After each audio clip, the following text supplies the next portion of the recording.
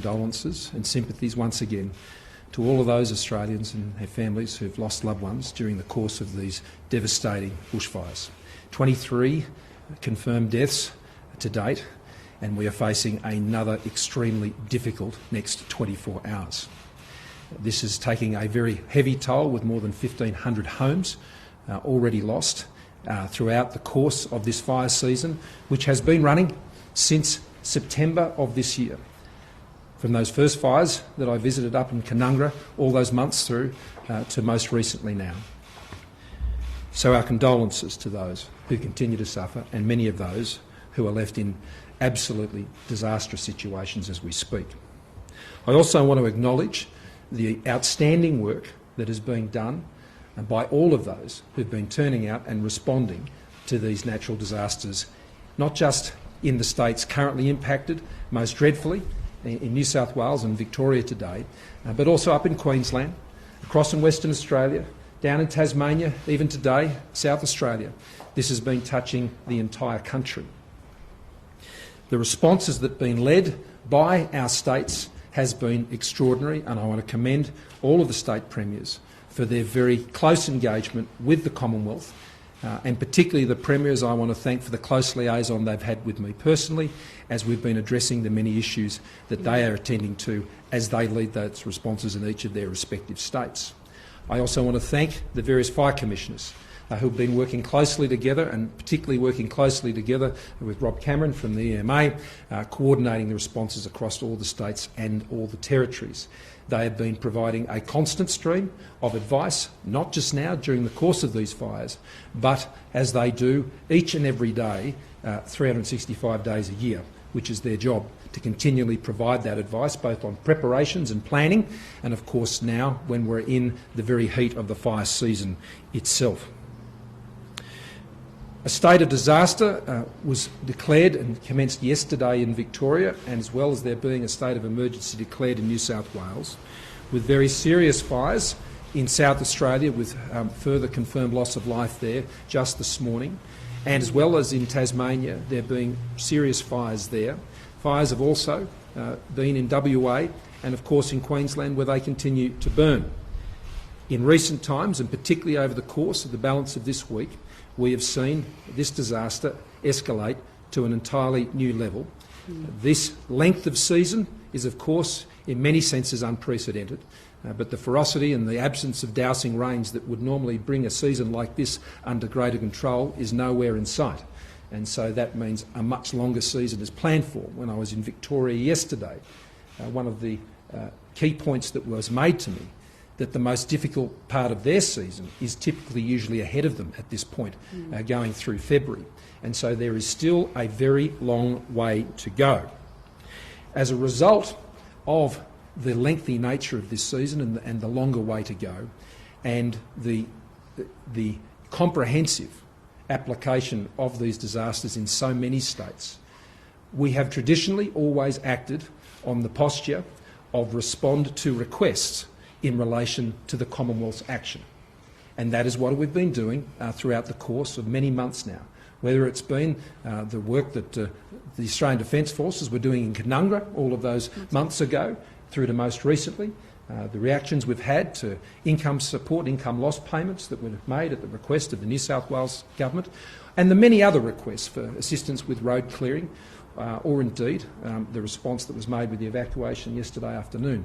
We have been responding in relation to the requests that have been made by those state and territory governments. We now must move our posture as a Commonwealth, as we've agreed at the National Security Committee this morning, from a posture of respond to request to move forward and to integrate with the local response. This has been the very clear message that I have received on the many fire grounds and the many affected communities that I've visited now over some months, but I particularly must say over the last couple of weeks. The scale of the fires is stretching resources on the ground, and there are clearly communities that need additional help. And in response to that, we must move forward first as a Commonwealth, particularly with the work of our Defence Forces, and then integrate with the local operations that are in place in those local communities. And so today we are making a number of announcements in terms of what we will be doing to move into that move forward posturing. First of all, just around half an hour ago, the Governor-General signed off on the call-out of the Australian Defence Force Reserve to surge and bring every possible capability to bear by deploying Army Reserve Brigades to fire-affected communities across Australia. I want to stress that the Australian Defence Forces have already been out there, as you saw in great measure yesterday in particular, through the evacuation work that you've seen through the work of the Chills. But I would say, as I've seen in many places, whether it has been on search and rescue, whether it has been surveilling the fire front and providing the planning and coordination information, whether it's been providing catering and accommodation support, clearing roads, our Defence Forces have been out there for many, many months. And what this means is we will be deploying those more on a move-forward basis and taking on these additional reserves, which are being called out as a result of the decision we've taken and authorised by the Governor-General today. A two-star Emergency ADF National Support Coordinator, Major General Justin Elwood, will have national authority over the ADF Joint Task Forces in each of the affected states, working in cooperation to support state emergency authorities. We already have two such task forces established in New South Wales and in Victoria. A third will be stood up for South Australia, but particularly focusing on Kangaroo Island at present, as well as to support what is occurring in Tasmania. And if further are needed, then further will be established based on what we believe to be the requirement on a move-forward basis in other states. The priority of this deployment is to assist ensuring the safety of life, to support the evacuation of affected people, particularly in isolated communities, and provide assistance to isolated communities and support state-managed evacuation centres. It is to move in and to move forward, particularly in areas that have been devastated by fire, to support the immediate response needs there and the recovery effort that will also follow. The ADF surge includes the deployment of up to 3,000 designated ADF reserve forces, and I will ask both MINDEF and the CDF to go into the details of where they will be placed. Secondly, the HMS Adelaide, the Navy's largest amphibious ship, has been readied to join the HMS Chills and the MV Sycamore in supporting evacuation of citizens from fire-affected areas along our coastline. The HMS Adelaide will sail from Sydney this afternoon, and I initiated that process earlier this week at the same time that we initiated the process with the Chills to do what they did so successfully yesterday. They will sail this afternoon. They will be located offshore from the fire-affected areas from tomorrow afternoon. The Adelaide is fully equipped, and I should say down in the border area between New South Wales and Victoria. The Adelaide is fully equipped for disaster relief and humanitarian aid and is able to operate all ADF helicopters, 400 crew including medical staff, as well as 300 tonnes which have been loaded up in recent days of emergency relief supplies. And the government has also ordered relevant ADF airlift and reconnaissance capacity to pre-position at the RAF East Sail Base, which will remain the central hub for defence response in the southern areas. From tomorrow, an additional 3 Chinook helicopters from Townsville will be deployed over the coming week to support a range of resupply, evacuation and transport tasks across the breadth of the affected areas. An additional C-17 Globemaster, 2 C-130 Hercules and 3 C-27 Spartans will also be pre-positioned to East Sail. And for people in short-term evacuation distress, Defence Force bases from Brisbane to Adelaide will provide temporary transit accommodation and support arrangements. The third area that was considered by the ADF today and by the NSC this morning was that following a request from the Australasian Fire and Emergency Service Authorities Council, which was made to us at 8 p.m. last evening, for 1 additional water bombing aircraft, today we have committed up to $20 million to lease 4 extra planes to fulfil that request and to meet any anticipated future requests. That will include 2 long-range fixed-wings DC-10s with 36,000 litres capacity and 2 medium-range fixed-wings large air tankers with an 11,000 litre capacity. The Commonwealth will fully fund the leasing costs, with operational costs to be shared with state and territories as usual as they seek to use those assets. They've asked for 1, we've given them 4. The government has already processed, I'd note, some 20,600 claims for assistance this bushfire season, and delivered nearly $25 million in Australian government disaster recovery payment and disaster recovery allowances, as well as deployed mobile service centres and extended Centrelink phone hours, including opening them this weekend. But as with the floods and the drought, we can and will ensure communities and businesses have the help they need. I'll be making further announcements. The government will be standing up a national recovery agency along the lines of what we've already established for drought and for the response to the North Queensland floods, and I'll have more to say about that in the next few days about those arrangements. But today it is about ensuring we deal with the urgent crisis that is existing across firegrounds in 4 states in particular, to ensure that we're giving everything that is needed on the ground without being asked. We'll be turning up and we'll be integrating, particularly through the amazing work of our Defence Forces coming under an integrated command, which will be based here out of Jock, as it has been now for some time for their other operations. I want to end again by thanking the state premiers for their close cooperation and their support. I know where their focus is. My focus is in the same place. We are communicating regularly and constantly, and the fire chiefs and the other emergency services leaders are doing an outstanding job. But today, it's about keeping safe, putting yourself in a position of safety wherever you can, following the instructions that are being provided to you, being patient and being understanding of the difficult situation that the country finds itself in responding at this time, given the absolutely comprehensive nature of this fire disaster, and to know that each and every hour of each and every day, governments at both state and federal levels, as well as a local level, are working hand in hand to ensure we can deliver the support and the resource that is needed to alleviate your very difficult situation. I'll ask MINDEF to make some comments and also the CDF. Well, Prime Minister, thank you very much. And I'd like to begin also by extending my condolences to all of those who have been impacted by these catastrophic fires, for those who've lost loved ones, for those who've lost their livelihood, their homes and their pets. I extend my condolences. Also want to add my thanks and my admiration to the amazing men and women of the bushfire services and also all other emergency services who are providing enormous service and sacrifice to our nation. But I also want to thank in particular our brilliant ADF for the work that they have been doing for the past 2 months. Over 2,000 regular and reserve members have been out across Australia supporting a wide variety of activities. We've had men and women from the Army, Air Force and Navy. They've been doing everything from damage assessments to fire surveillance and mapping, helicopter support, providing base support, catering, logistics, transport, accommodation and a wide variety of support. And so for that I'm very grateful and I thank them for their efforts.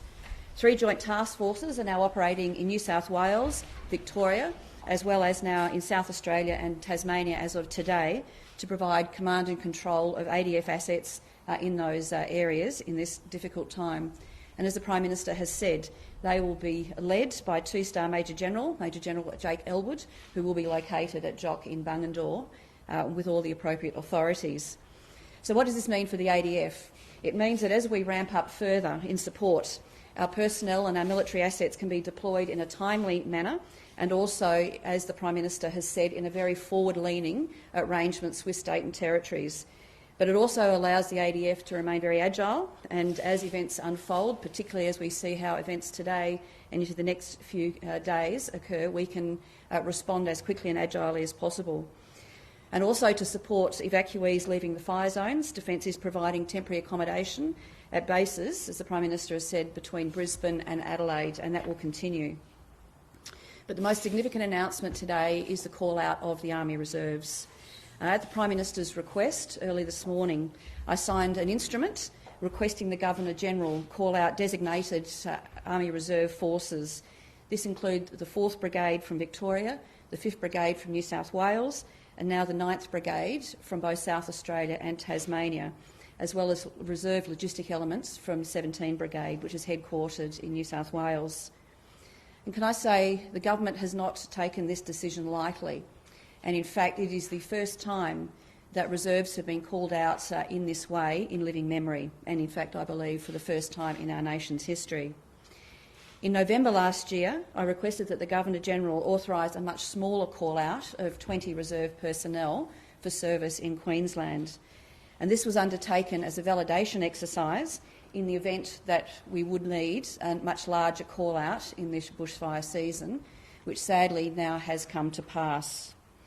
So with the Governor-General's concurrence in the last hour, the compulsory call-out will give the CDF the authority to direct reservists to perform continuous full-time service, to provide civil aid, humanitarian, medical, civil emergency and also disaster assistance. And this will be enhanced with specialist ADF personnel with skills, with wide-ranging skills including engineering, medical, logistics and also transport support. So building up over time from the next few days and weeks, as required, up to 3,000 reservists will increase Defence's footprint, and they will reach out to all fire-affected areas in coming days. The CDF's 4 key priorities for reservists under this call-out are, firstly, to provide isolated communities with life-saving supplies for immediate relief. Secondly, to provide evacuation to vulnerable people in isolated communities. Thirdly, assisting with assessment and reopening of vital roads. And fourthly, to assist fire services with preparation of fire breaks away from the fire fronts themselves. As I've previously said, at this stage we do have sufficient personnel between full-time and reservists who have been called for that are currently deployed. I've got to say, as a reservist myself, our nation's proud history of service, reservists have always performed a critical part in these call-outs for national disasters here in Australia and overseas, but it has always been on a voluntary or a called-for basis. So from today, reservists who are called out will be placed on compulsory continuous full-time service for the duration of the call-out order, which will remain in place until it is no longer needed. This means they will be supported in the same way as their permanent force colleagues, and their civilian employment or their day jobs will be protected under legislation. Many of our ADF reserves are already engaged in responding to these fires in many different ways. But I also need to make it very clear, and particularly to the reservists out there today who are looking at this action, is that for those reservists who are already engaged in the current emergency response will be exempt from this call-out. So that includes reservists who are already providing service in voluntary fire services, state fire and rescue, state and federal police, ambulance and emergency repair of power and communication company support, and also ancillary support to the Red Cross. So any reservists who find themselves, their family or their property under threat from fires, of course, will also be exempt from this call-out. And finally, on the call-out, any business that employs reservists subject to the call-out orders are eligible for financial remuneration under the Employer Support Payment Scheme if specific conditions are met.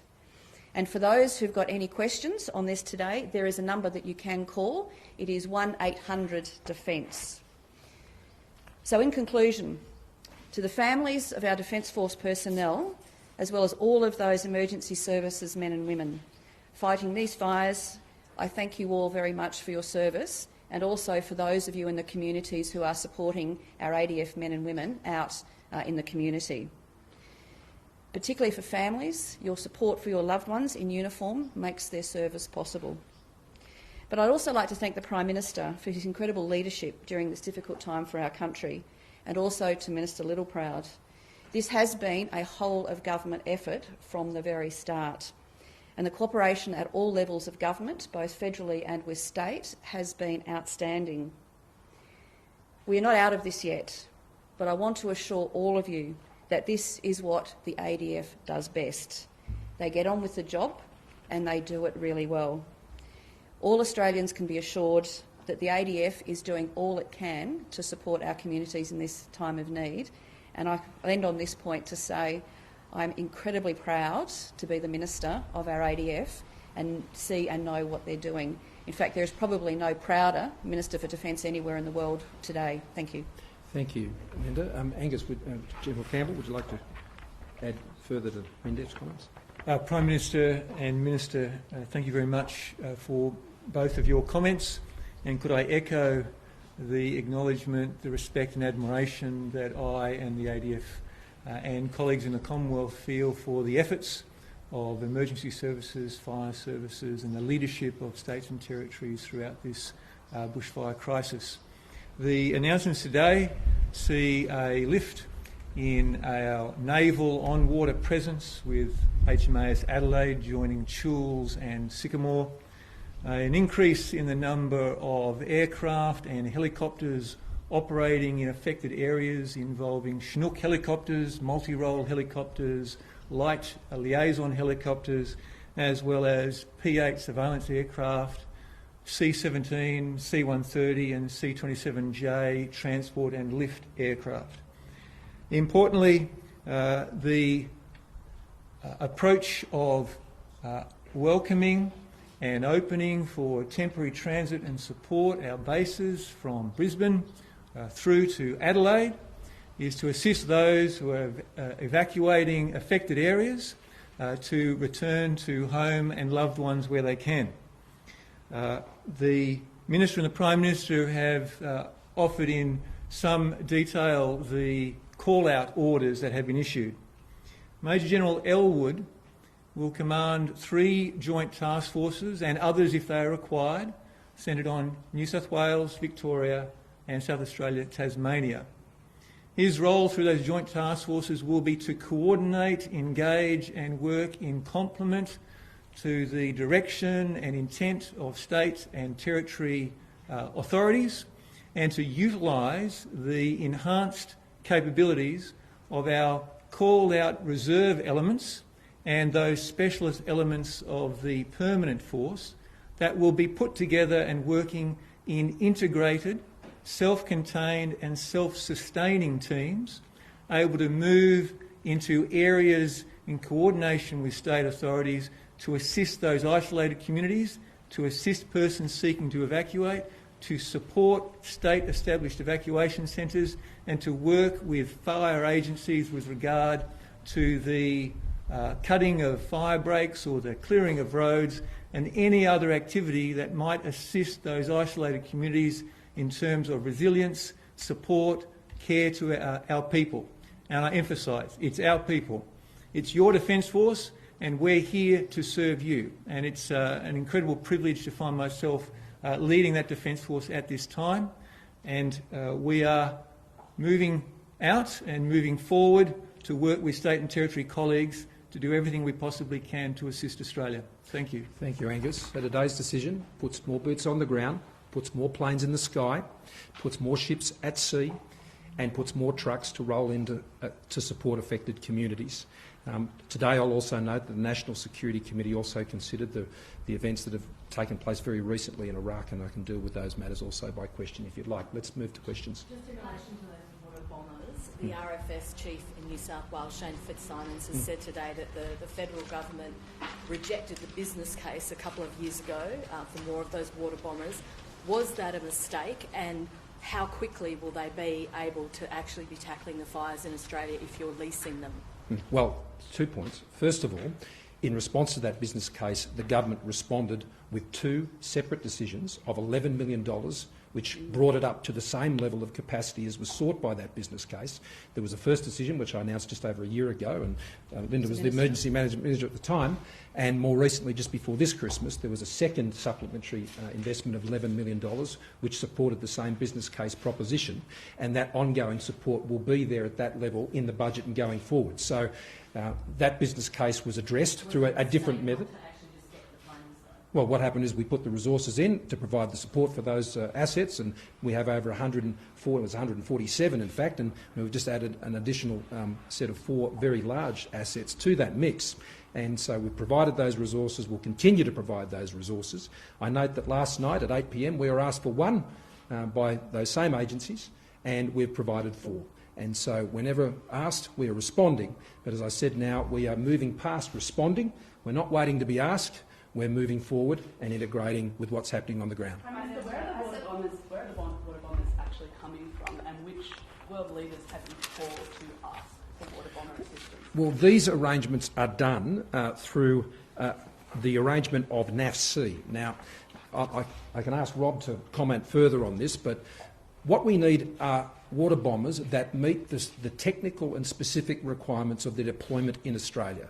It's not a matter of just trying to hustle up some planes from somewhere around the world. What you need is the precise asset to deal with the situation in Australia. And NAFC is an organisation we work through to source and locate the specific aircraft that we need and meet those payments. Now, 2 of those will be available within 7 days, and the other will be available within 14 days, is my advice.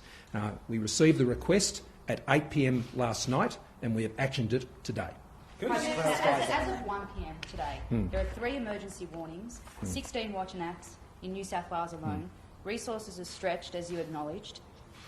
How concerned are you about what we're likely to see at the end of the day? Well, over the last many months, and particularly in recent weeks, I have had the opportunity to engage directly with people and understand their fear, their concern, their frustration, their anxiety and their anger. And when I listen to that carefully and I understand it and feel it with them, the response that is required is what I have announced today. The response that is required is to get the boots on the ground, to get the planes in the air, to get the ships out to sea, to ensure the trucks are ready to roll in with the supplies, not just in advance or to support or try and make contact with these isolated communities, which has involved everything from dropping in supplies. I mean, out at Malakuta we've been delivering 12,000 litres of fuel every day. Over 1,000 people were evacuated yesterday, getting contact into those very remote areas. But it's also been about what happens after. And what I saw particularly last week is what happens after the fire has gone through and how isolated and alone people feel. And I experienced that firsthand. And that has been a key factor in what has led to today's decision. Could you confirm that you will stay in Australia for the rest of the month and you Yes. won't be going to India? Oh, I should have mentioned also, it has already been reported, but I was able to speak to the Prime Minister of India last night. I mean, I made it, I think, pretty clear yesterday that my intention about the upcoming visit to India and Japan, but of course the first people to hear about that should be those who had invited us to those meetings, and that's why I took the time to be able to make contact directly with the Japanese ambassador last night, and I spoke directly to Prime Minister Modi. Both Prime Minister Abe was able to write to me through his ambassador their sincerest wishes and deep sympathies to Australia, as did Prime Minister Modi directly. These events they're very aware of and they completely understand.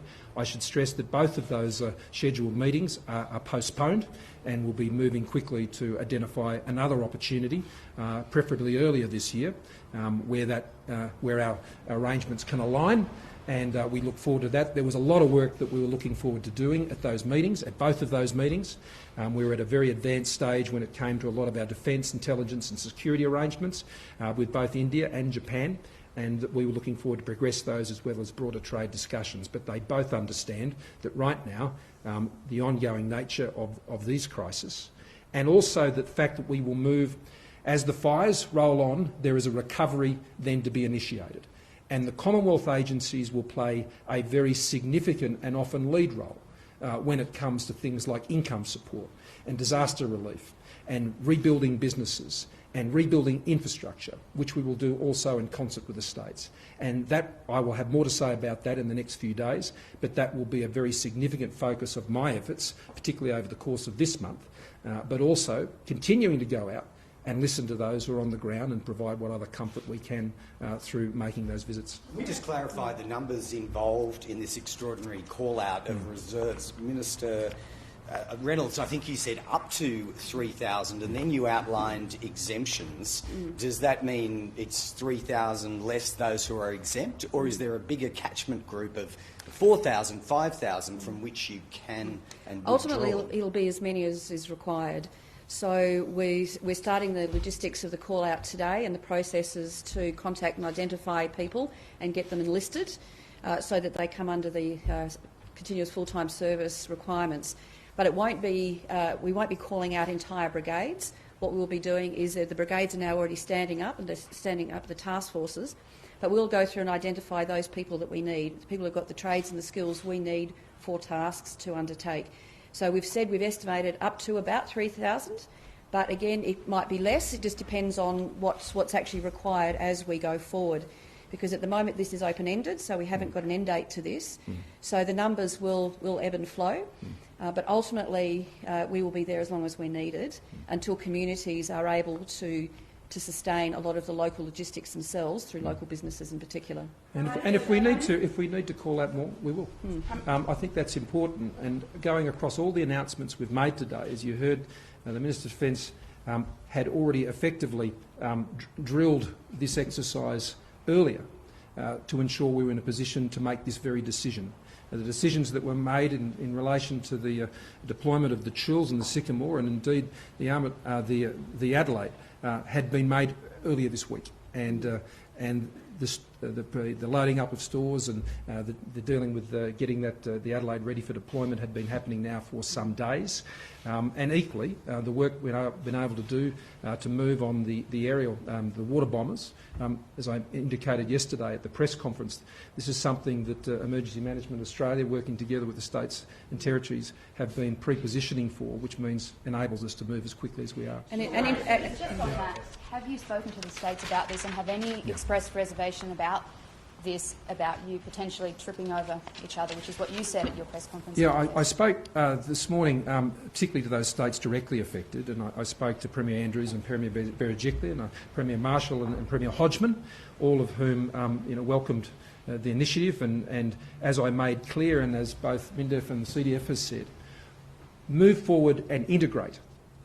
That is the order, that is the direction, which means to work under the control and command and direction of those local authorities. Now, it was about 2 weeks ago or thereabouts, after I was out in Ilsford and out in Mudgee, what became clear to me at that point, and what was a very helpful outcome of that visit, and the Defence Minister and I spoke afterwards, is that we needed to get Defence liaison officers not just into the headquarters in Brisbane and in Sydney and in Melbourne. We needed them actually in the Incident Response Centre, whether it was in Bairnsdale or whether it was in Mudgee or whether it was in Wilberforce or any of these other places, to ensure that we had eyes on the need at a local level. And this will be one of the key mechanisms through which Defence will be able to task the brigades that have been called out.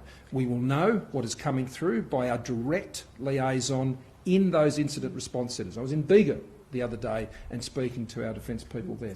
They know what's happening on the ground. They can relay that up in parallel to the Joint Task Force commanders and indeed the 2-star, and that will mean we will know to move forward and how best to integrate. And just further to the RFS Commissioner's business plan that you mentioned before, you've pointed to the one-off funding payments. He said it's hard to plan for the long term without a dedicated ongoing funding boost. Are you going to commit to that? Or? Well, I just did. So ongoing. I said look, as Prime Minister, when I became Prime Minister, this was one of the early decisions I made, was to put that $11 million in that year in response to this need, and that has been repeated this year. And as I indicated earlier, that will be going into this year's budget on an ongoing basis. Just in relation to any common law public health warnings in relation to the smoke, Yeah. obviously the first instance is fighting the fires Yeah. and people that are injured. But, there are babies being born in smoke-filled birthing suites. There are parents that are worried about long-term warnings for cancer, pregnant women giving birth to premature babies. What is your advice to families and parents in relation to the long-term health effects of this smoke? Has the National Security Committee received any briefing on this? Are you going to commission any research, or do you have any advice to families in relation to that smoke? There is an existing process between the states and territories, and the Health Minister has been directly involved in this as well, which is examining the response capability and these health effects. And the advice we have received is that the response that is available to support those health needs at present is working well, and there is no requirement for additional support, whether it be through hospitals or things of that nature. My advice to those parents, and I can completely agree with you about their sense of anxiety about that, and that would also go to elderly people. One of the key actions that have been taken in a lot of these areas in leave zones, and I saw it yesterday, I saw it down in the South Coast earlier in the week, is moving people out of the affected areas so they can get to places where it is a little less smoky. The haze will come and it will go, as Canberra residents know, as well as Sydney residents know, and everyone else knows, depending on which way the wind is blowing. But the local health response, your local health providers, your local GPs, your local medical services are the ones that are best placed to advise you. And the advice we have received is that capability is very strong and is holding up well. And just in relation to that anger on the ground, I know that you've dealt with this issue to some extent, but Zoe Salucci McDermott in Cobargo says that you turned your back on her. We've all seen the video. I've watched it. You pat her on the arm and you turn around within 3 seconds. Now, you've said twice, both at a press conference yesterday on a current affair, that you talked to this woman. She says that you didn't. Well, what she spoke to me about was the need for more local fire brigade support. That's what she raised to me when I was talking to her, and I went on to meet a number of other people who were there. I was going on to meet, there were quite a number of people who were there and other people wanting to talk to me as well, which is what I went and did. She'd raised her point with me and I understand her anger, and as I said before, Sam, my response to that, I mean, I was the first senior leader to go into Cobargo. And I understand the first person who was going to walk into that town was going to feel the anger and the fury and the frustration and the loss and the fear that was evident in that community. Now, in that community, as others who I met with on that day have said, there was a mixed response. Some were incredibly pleased. Some I embraced, some others didn't wish to. Some wanted to shake hands, some didn't. Up with her, well, we'll be responding to the need in Cobargo, and her need, as she outlined to me on that day, was to ensure there was greater RFS support, and I had already relayed that on to the RFS. That was the key issue that she raised with me. Others I offered to talk to, they didn't want to talk to me, and they had some other advice that they gave to me, colourfully. And I understand that too. I was the first leader to walk into that town, and as a result, I anticipated that some would feel that way, but I was prepared to go, and Jenny and I were prepared to listen, and we were prepared to offer what comfort we could, but the key answer... And your wife did hug that fireman in Cobargo as well, who was very grateful for that. But as a leader, after that experience and the experience of the fiery in the Kwama shed that didn't want to talk to you because he'd lost his house, sure, I understand. What have you learnt as a leader from these last couple of days? Well, in all of these incidents, Sam, as you would know because you've been covering these things for a long time, people in these situations have a mix of emotions. These arms have given a lot of hugs in the last 3 months. In fact, they've given a lot of hugs over the last almost year and a half in which I've been Prime Minister, whether it's been comforting the victims of the drought in North Queensland or elderly residents up in Taree. On some occasions, people are looking for that. On other occasions, they frankly just want to keep their distance. With the brigade captain at Cobargo, he was exhausted. And I could see he was exhausted and he just wanted to get back to the shed and have a rest, and I was keen for him to have that. There's a lot of criticism and commentary that comes on these things by a capture of a small moment, and what you simply seek to do in these circumstances, and you know, for Jenny, you know, it's amazing to have her with me when I do this. You try and respect people's space, but you know, it's a very emotional situation, and you've just got to try and manage that as best you can. But what I must do is what I'm doing today. The best response I can provide to people who are feeling angry and people who are feeling isolated, for people who are fearful and afraid, is to do what I'm doing today. Prime Minister, do you concede people aren't just angry about your leadership over these bushfires, they're also angry at what they perceive as a lack of action on climate change by your government? Yesterday you did say you would pursue policies leading up to 2030 that would equate to taking real action on climate change. What does that mean, and are you going to be announcing new policies this year? We'll continue to announce policies in this area, as I said at the last election, and we will continue to take action on climate change. There is no disagreement at a political level in this country about the need to take action on climate change between the government and opposition. There's no disagreement about that at all, and that was made very clear at the last election. There is a need, in my view and my government's view, to pursue a responsible and balanced policy in this area, and that is exactly what we are doing. But I've got to tell you, as I've toured fire grounds and I've sat with the victims of these fires, the most constant issue that has been raised with me has been the issue of managing fuel loads in national parks.